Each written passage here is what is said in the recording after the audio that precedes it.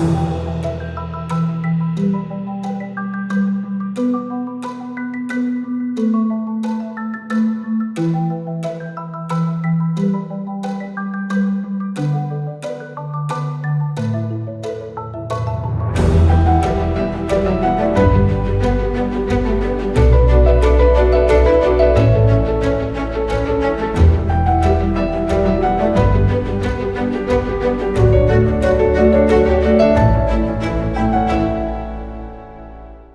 est difficile d'aller accompagner le changement du monde si on ne commence pas par soi-même. J'ai mis peut-être un peu de temps à le comprendre, mais la vie a fait que sur mon chemin d'entrepreneur, j'ai croisé de belles personnes qui m'ont accompagné et m'ont fait comprendre qu'à un moment donné, ça serait bien de commencer par soi-même, hein.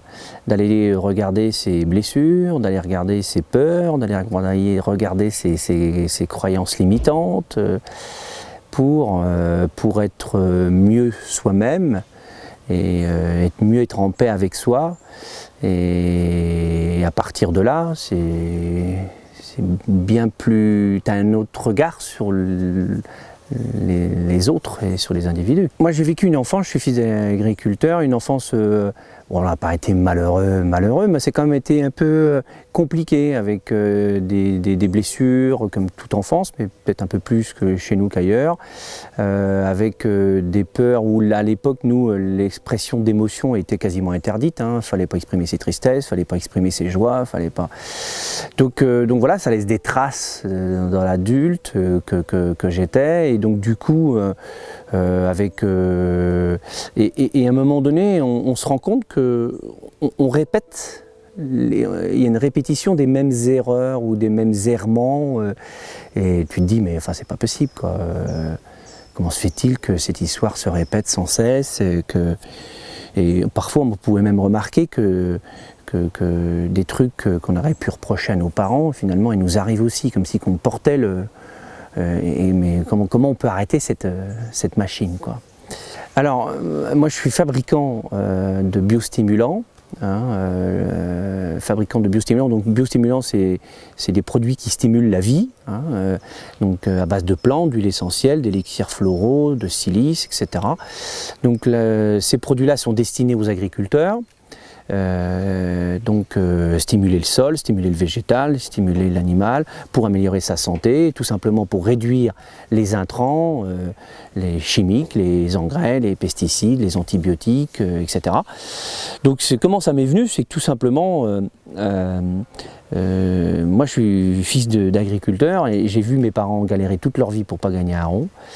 Mais vraiment galéré, difficile, et avec tous ces intrants qui rentraient dans la cour d'exploitation, les engrais, les pesticides, les camions d'aliments, et je me suis dit, mais comment se fait-il qu'on ait besoin de tout ça pour faire fonctionner l'exploitation agricole, et si ça avait été harmonieux, je me dis très bien, mais c'était pas le cas. Parce qu'apparemment, certains en vivaient très bien, et mes parents, apparemment, ils en crevaient, quoi, hein. Donc, avec tout ce que ça provoque, quand même, malgré tout, quand tu travailles comme dur, difficilement, et puis qu'il n'y a rien au bout, moi j'ai estimé qu'à un moment donné, on avait même enlevé la dignité de mes parents. Quand l'homme n'a plus sa dignité pour tenir debout, qu'est-ce que c'est compliqué. Donc ça a été une souffrance d'enfant qui a resté, qui a laissé des traces profondes. Et puis à côté de ça, j'avais une grand-mère, à l'époque on ne la qualifiait pas de naturopathe, mais aujourd'hui on la qualifierait de naturopathe. Elle faisait des sachets de plantes, elle était réputée pour soigner les aftes dans la bouche, et donc régulièrement, ou l'eczéma, et régulièrement des gens venaient la voir.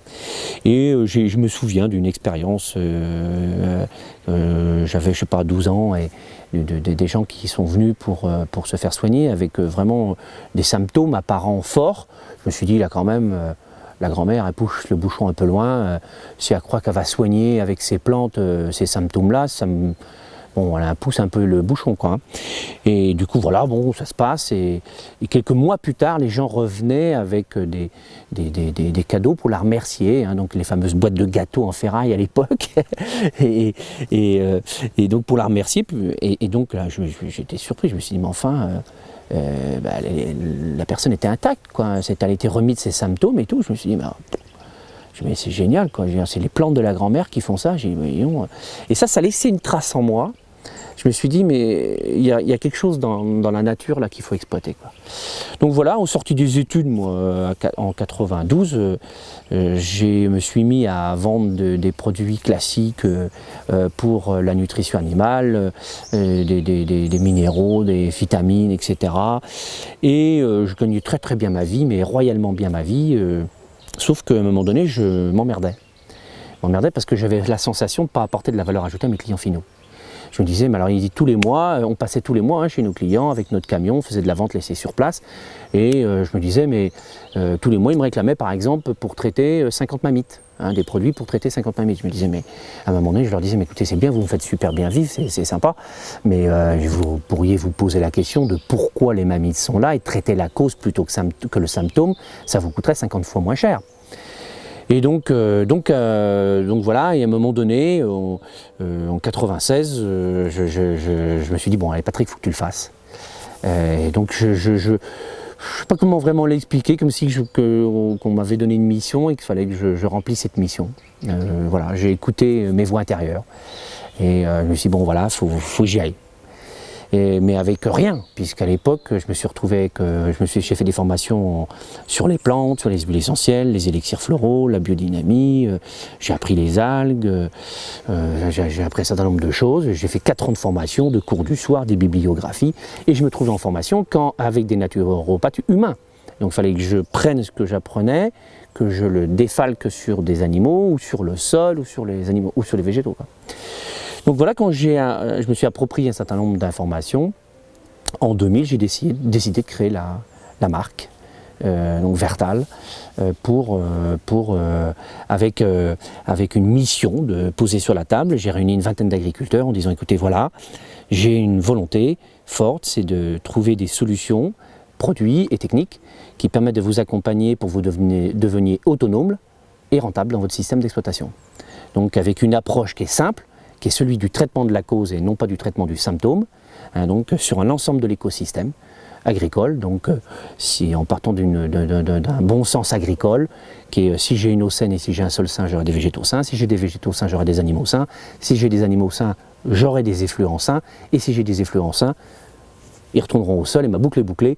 Et nous, consommateurs qui sommes au milieu, eh bien si on mange des denrées alimentaires de meilleure qualité, ça n'en sera que bien. Donc voilà, le projet en 2000 posé sur la table, une vingtaine d'agriculteurs décident de me suivre dans l'aventure.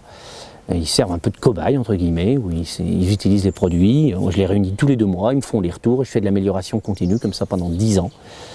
Et jusqu'à aujourd'hui, avec une gamme qui tient la route, qui fonctionne, où on a prouvé techniquement, économiquement et scientifiquement que ça marche, qu'il y avait des solutions qu'on appelle aujourd'hui des solutions en agroécologie, pour accompagner les agriculteurs dans leur changement de modèle, quoi, dans leur basculement de l'agriculture à la chimie à l'agroécologie. Donc ça, aujourd'hui, on a prouvé que ça marchait. Maintenant, il reste un travail d'accompagnement, je dirais, de la prise de conscience des agriculteurs. Prise de conscience des agriculteurs et du monde agricole dans sa globalité. Depuis 20 ans, je vous avoue que j'ai parfois trouvé le temps long. Parce que quand on est un peu seul face à une population agricole qui n'était, allez, j'ai envie de dire, les plus innovants, 5-10% de la population agricole étaient touchés par ce qu'on faisait et étaient prêts à y aller. Aujourd'hui, je vois bien on est dans une phase de mutation, de prise de conscience. Ça, c'est merveilleux. Donc, on en est vraiment à l'étape de prise de conscience aujourd'hui. Voilà, ça commence par ça, de toute façon. Et cette étape de prise de conscience, ensuite,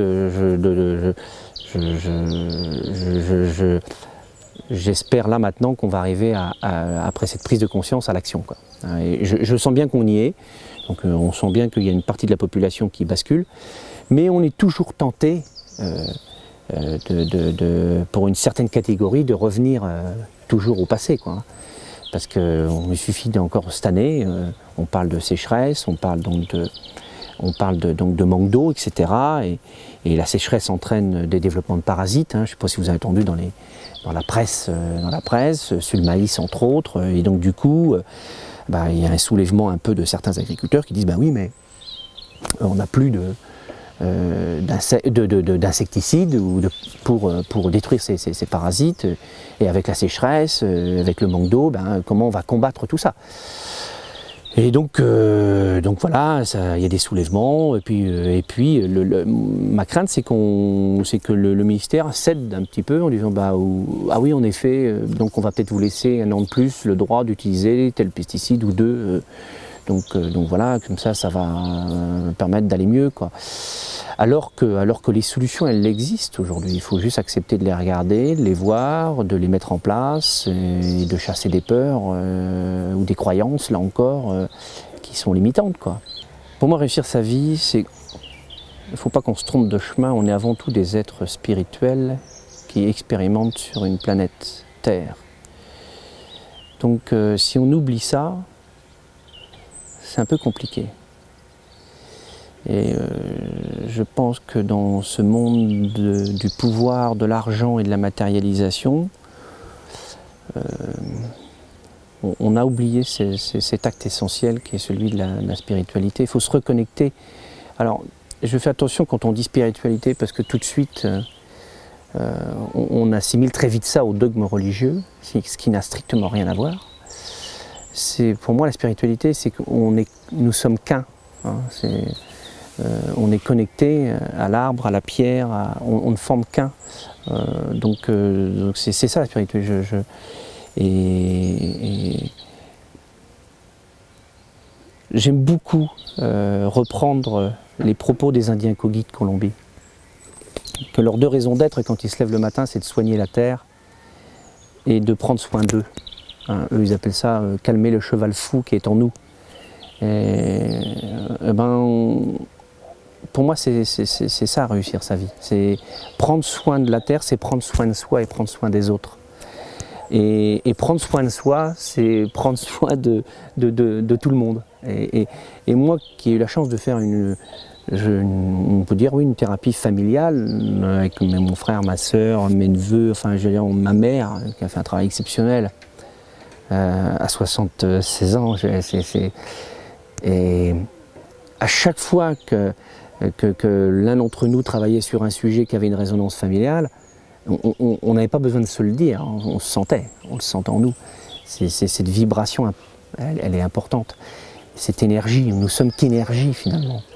Et voilà, quand on prend conscience de ça, on lâche prise et finalement on veut tout contrôler. On s'aperçoit, arrivé à un certain âge, en tout cas ce qui est mon cas, que finalement on ne contrôle rien du tout et que la vie nous met sur un chemin avec une mission.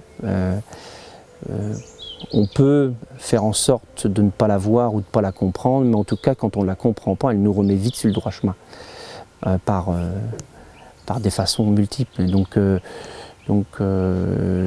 voilà, c'est cette connexion à la terre et prendre soin de soi, c'est prendre soin des autres. Voilà, c'est ça, réussir sa vie pour moi.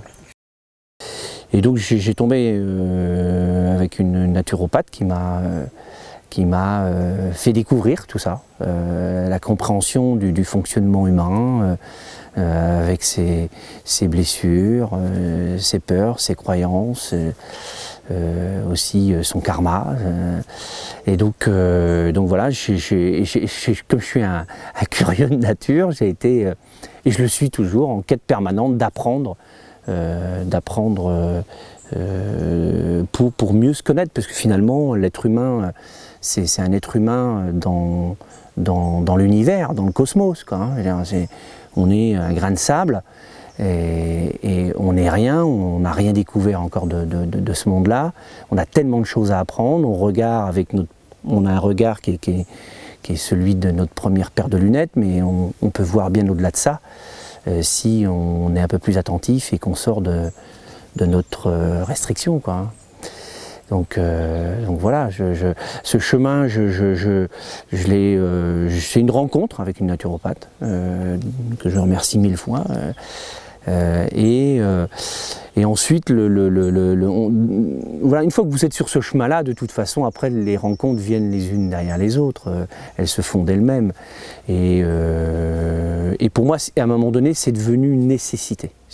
J'avais même plus de questionnement de me dire est-ce que j'y vais encore. Et Dieu sait, pourtant, le chemin de développement personnel, c'est un chemin qui n'est pas toujours très simple, hein, qui est fastidieux. Et c'est accepter se regarder dans la glace, de regarder ses zones d'ombre, de regarder aussi ses zones de lumière, accepter sa grandeur. On croit que c'est facile, mais c'est pas si simple que ça. Aller regarder ses zones d'ombre, c'est pas simple non plus, mais aller regarder sa grandeur, c'est pas simple non plus. Accepter ce qu'on peut être.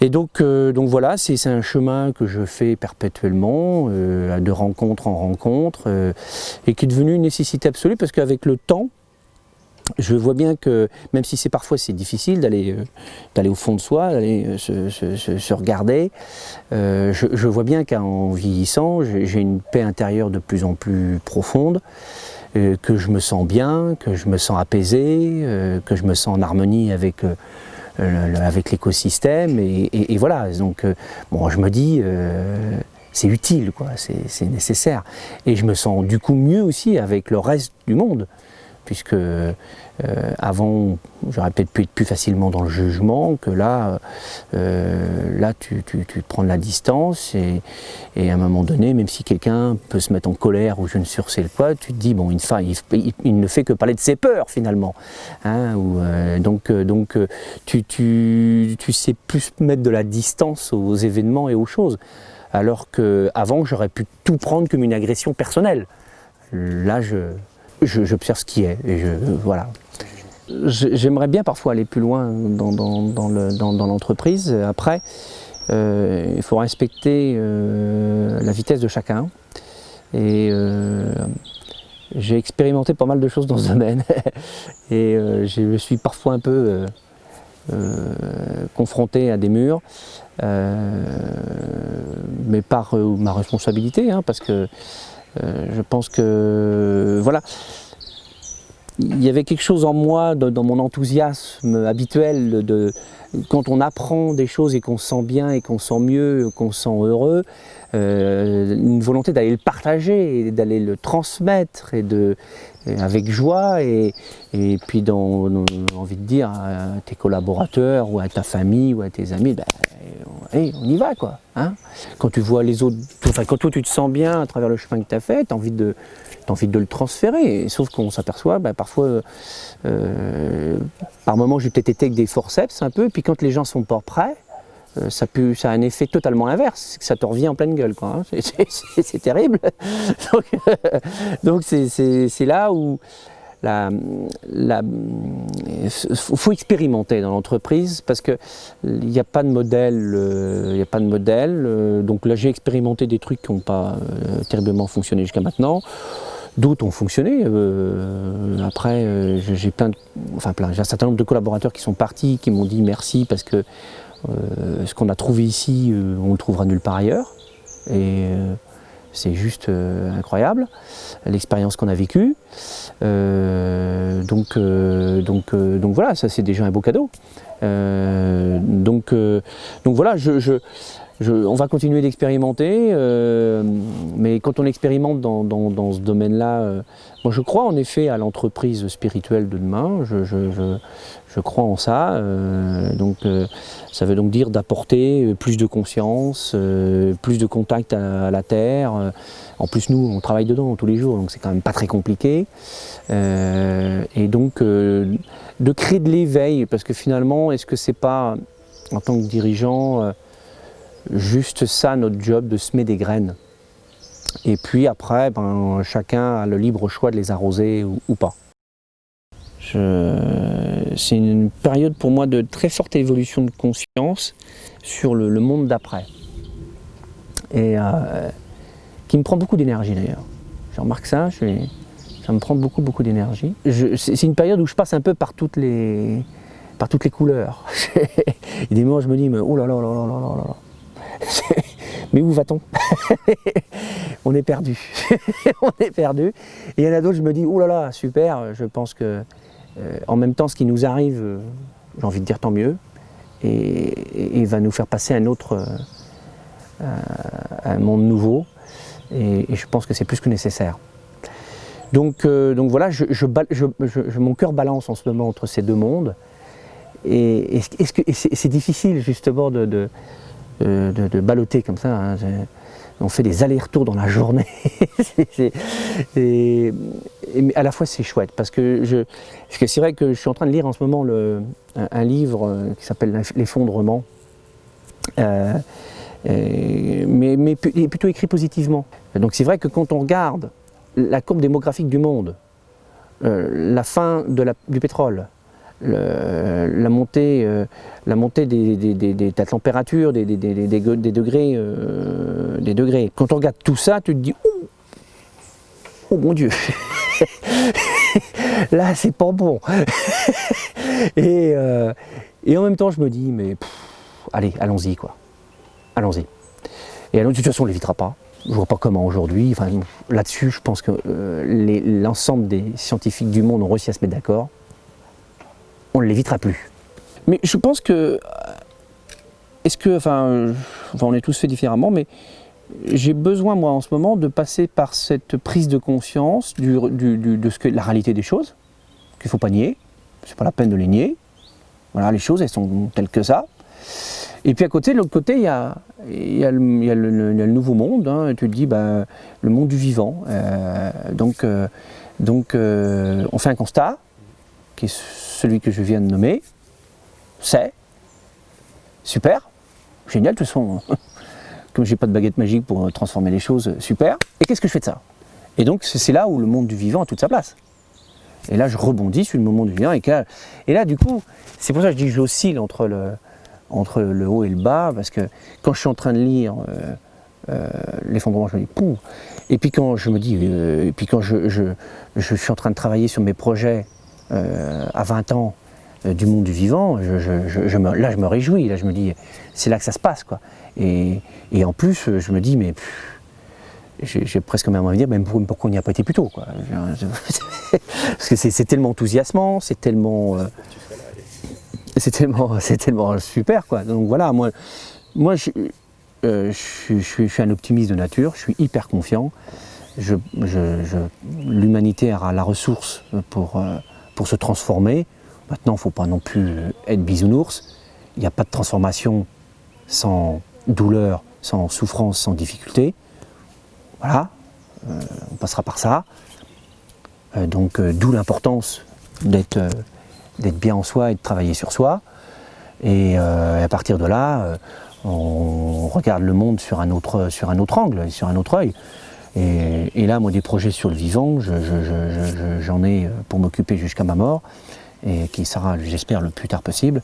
Et voilà, donc j'ai des projets de monter un centre de formation et d'expérimentation sur les terres de mes parents, en agroécologie, aussi sur le développement personnel avec ces deux volets-là. Donc voilà, on va monter des lodges, des salles de séminaire, des salles de méditation, et le chantier va commencer dès 2021 pour que ça soit terminé en 2025. Et donc là, dans l'objectif d'accompagner vraiment le vivant, accompagner à la fois le particulier, donc comment on fait de la permaculture, comment on fait un jardin naturellement, productif, et à la fois accompagner les agriculteurs dans leur transformation en agroécologie, quoi.